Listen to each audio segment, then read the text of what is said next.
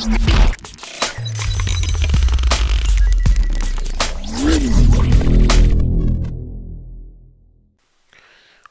is up, guys? The recent Duality Gaming here, giving you Duality Gaming news. Yes, the recent Duality Gaming here, giving you Duality Gaming news.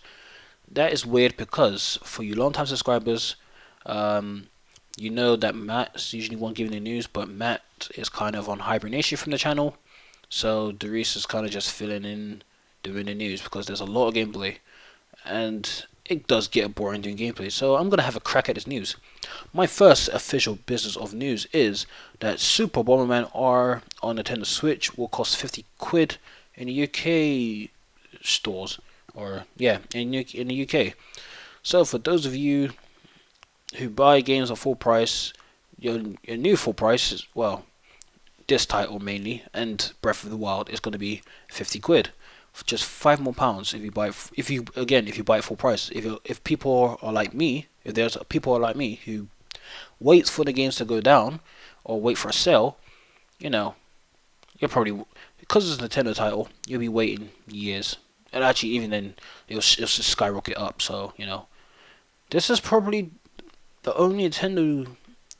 This is probably the only Nintendo gen where you just have to buy the game full price, and that price would have been the same amount of price it would cost like 5 years later on. Like if you look at Wii games, gosh, those pricings. Like some of the Wii games, like back in the days, cost about what, 30 quid at the time. Now they cost about 50 to 100. So there, 50 quid is probably like the new standard for Nintendo games. Hope. Also, I mean, I almost just add to the news. For Nintendo, Capcom's announced a Super Street Fighter 2.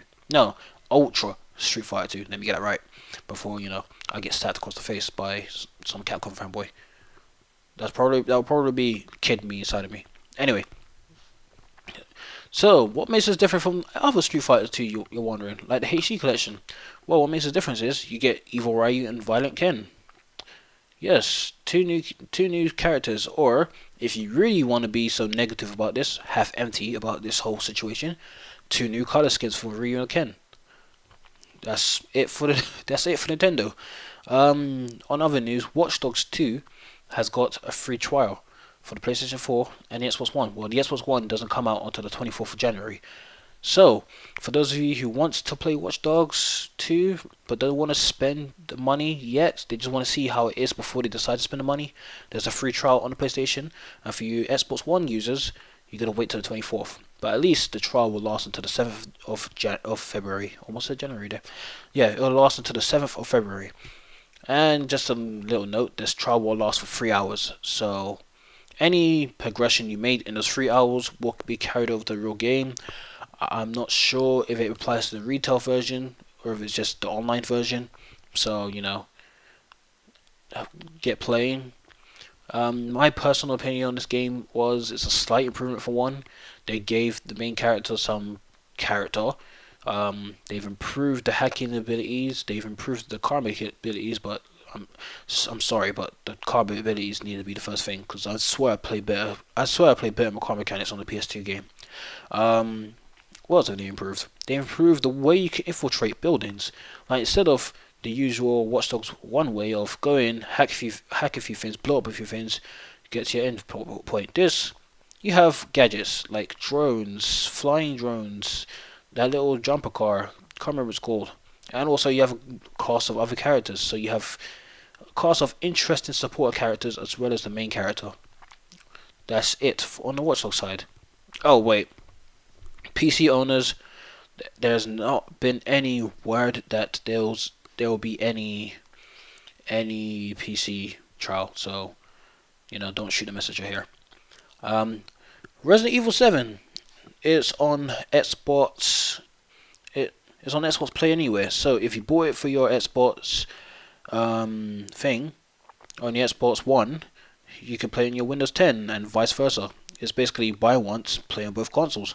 Well, I'm not gonna get into that. Anyway, buy once, play on both systems. This is probably a good strategy. I think everything that has a secondary console, like a handheld, should do the same thing.